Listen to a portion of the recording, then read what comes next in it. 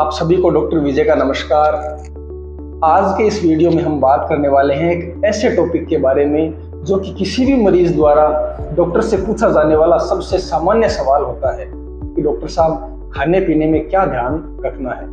और जब बात करते हैं डायबिटीज की तो ये सवाल और भी ज़्यादा महत्वपूर्ण हो जाता है, परंतु ओपीडी में मरीजों की संख्या ज़्यादा होने के कारण डॉक्टर्स ये बात सभी मरीजों को नहीं समझा पाते हैं।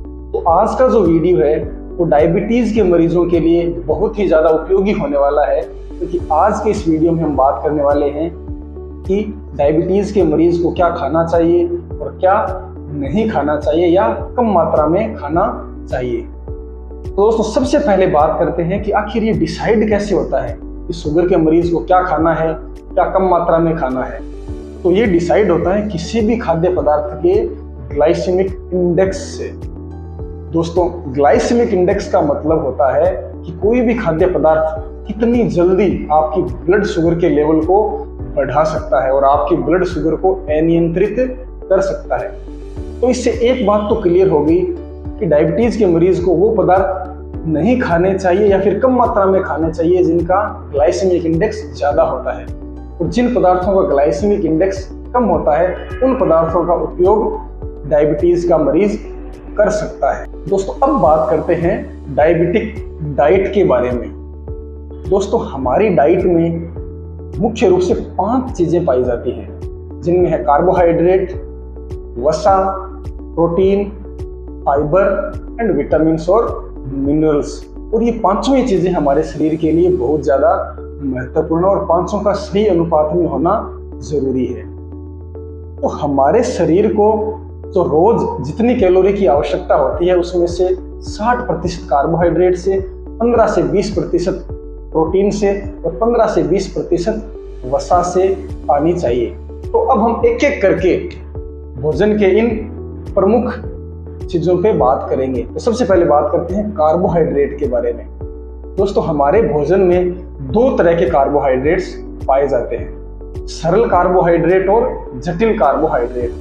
सरल कार्बोहाइड्रेट वो होते हैं जो जल्दी से हमारी आंतों में घुल जाते हैं और बहुत ही जल्दी हमारे ब्लड ग्लूकोज के लेवल को बढ़ाते हैं। तो सरल कार्बोहाइड्रेट के उदाहरण हैं जैसे चीनी, गुड़, मैदा, सूजी, कुछ फल जैसे कि अंगूर, चीकू, आम और केला।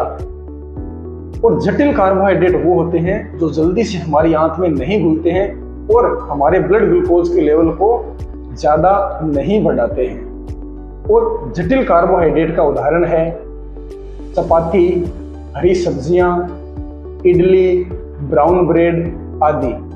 तो शुगर के मरीज को जो ये जटिल कार्बोहाइड्रेट है उनका उपयोग करना चाहिए और जो सरल कार्बोहाइड्रेट है उनका उपयोग कम से कम या न के बराबर करना चाहिए। तो यहाँ पे दोस्तों हम बात कर लेते हैं डायबिटिक आटे की। ये जो डायबिटिक आटा होता है वो एक मिश्रित तरह का आटा है जिसमें 60% गेहूं का आटा, 20% सोयाबीन का आटा और 20% बेसन होता है। और ये आटा शुगर के मरीजों के लिए बहुत ही अच्छा माना जाता है, क्योंकि इसके अंदर जो बेसन और सोयाबीन है उनसे कार्बोहाइड्रेट कम मिलता है और शुगर की मात्रा नहीं बढ़ती है। अब आ जाते हैं वसा के ऊपर। हमारे खाने में 2 तरह की वसा होती है, संतृप्त वसा और असंतृप्त वसा। संतृप्त वसा जो है उससे कोलेस्ट्रॉल बढ़ने की संभावनाएं ज्यादा रहती है और हार्ट की जो समस्याएं हैं वो होने के चांस रहते हैं। तो संतृप्त वसा के उदाहरण हैं वनस्पति घी, देसी घी, मांस, नारियल का तेल आदि। और असंतृप्त वसा जिसके अंदर हमारे मोनो अनसैचुरेटेड फैटी एसिड जैसे म्यूफा कहते हैं या पॉली अनसैचुरेटेड फैटी एसिड जिन्हें हम प्यूफा कहते हैं, ये ज्यादा मात्रा में पाए जाते हैं। और असंतृप्त वसा के उदाहरण हैं सरसों का तेल, मूंगफली का तेल और विभिन्न प्रकार के वनस्पति तेल जैसे कि सूरजमुखी का तेल, ओलिव ऑयल, पाम ऑयल आदि। तो डायबिटीज के मरीज को जो ये असंतृप्त वसा है उसका उपयोग करना चाहिए और संतृप्त वसा का उपयोग कम करना चाहिए। अब आते हैं दोस्तों प्रोटीन वाले पार्ट पे। हमारे भोजन में जो प्रोटीन के मुख्य स्रोत हैं वो हैं दाल, मांस, मछली और दूध के प्रोडक्ट। तो शुगर के मरीज के लिए दाल खाना सही रहता है। मांस का उपयोग कम से कम करना चाहिए क्योंकि उसके अंदर संतृप्त वसा की जो मात्रा है वो ज्यादा होती है। अब आते हैं फाइबर वाले पार्ट पे। हमारे भोजन में रोज 40 से 50 ग्राम फाइबर का होना जरूरी है और एक संतुलित भारतीय भोजन में फाइबर पर्याप्त मात्रा में होता है यदि हम कुछ गलतियां नहीं करें तो दोस्तों हम लोग क्या करते हैं कि जब भी आटे का यूज करते हैं तो उसकी चोकर को निकाल देते हैं, दाल का उपयोग करते हैं तो उसका छिलका उतार देते हैं, जिससे हमें फाइबर पर्याप्त मात्रा में नहीं मिल पाता है।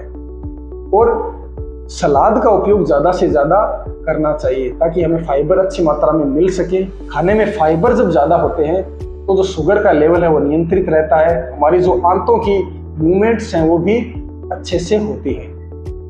अब अंत में बात करते हैं एक बहुत ही महत्वपूर्ण प्रश्न पे जो मरीज अक्सर पूछता है कि डॉक्टर साहब मेरा फल खाने का मन करता है तो मैं कौन से फल खा सकता हूँ। दोस्तों वैसे तो शुगर के मरीज को फलों का उपयोग कम से कम करना चाहिए, परंतु फिर भी ऐसे फल जिनका ग्लाइसेमिक इंडेक्स ज़्यादा होता है जैसे कि अंगूर, आम, चीकू, केला आदि का उपयोग नहीं करना चाहिए।